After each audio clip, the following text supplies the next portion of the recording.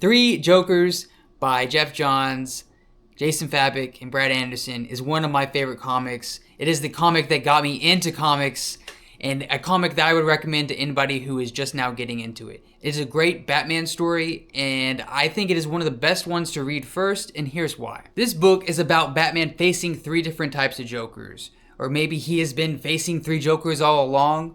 That's kind of the question that's posed in this. What's really cool about this is it goes through and kind of shows the different style of Joker throughout history of the Batman. You have the criminal who's more of the Golden Age style Joker, who's more of a mastermind, more methodical, more planned out. Then you have the clown who's more of the wacky prankster that we had in the Silver Age. And then of course the comedian who's more of the Alan Moores, the Killing Joke, the brutal, dark, my least favorite of them all.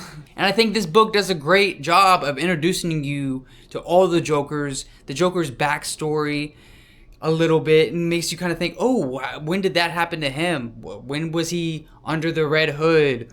Or when did Barbara and the Joker have the little thing? When did Jason Todd and Joker have their little thing? Those little events you'll see in here, they're mentioned, and it'll make you want to read them. You get introduced to the Death in the Family and the Killing Joke, which are two very popular Batman storylines you're probably going to get recommended if somebody tells you to read some Batman. Which is why I think this is a great one to read first. Because you get to read this and you get to see all the history, all the backstory, everything Batman has been through, and it kind of piques your interest and makes you want to go back and figure out why all this happened. What I think is really cool about this book is you have the Jason Todd and Barbara stories who are mentioned in here, and you also get to see how they've moved on from those. Barbara, you see how she's healed both physically and emotionally from her trauma, whereas Jason Todd, he's still kind of trying to figure out what's going on. He's still lashing out. He's still scarred physically and emotionally from what happened to him, a Death in the Family. That 9-panel grid made popular by Steve Ditko in Amazing Spider-Man is nice, but it doesn't get used as much anymore. It was used a lot back then, like I said, in Amazing Spider-Man, and then it became popular again after Watchmen used it. But it's kind of an outdated style that doesn't get used that much. It takes a lot of skill, I think, to kind of slow it down and go page by page and really storyboard out the whole comic. It really slows down the pace for the reader, but speeds it up for the person writing it, if that makes sense.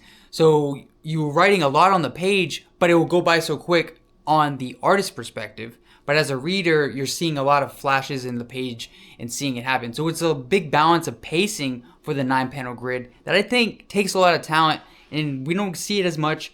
So it was really nice to see it in this. So you get the 9-panel grid that kind of gives you the old school layout that you're going to get in a Death in the Family and in a Killing Joke. But you get the modern art style and the colors of Brad Anderson and Jason Fabok that kind of makes you want to see modern comics. I think Geoff Johns does a great job of kind of summarizing everything that's happened to the Bat family and bringing them into the modern era, which is why I think this is just such a great book. It was only 3 issues. It's a mini series. This is the whole story, this tiny little trade. I highly recommend you pick it up if you haven't read it already. Required reading, in my opinion. This was Trade Talk. I will see you guys next week for another comic book recommendation. I can't wait to talk to you guys more about comics. That's what I made this channel for. What did you think about this? Are you going to pick it up? Have you already read it? Let me know down below, and I'll see you guys next week.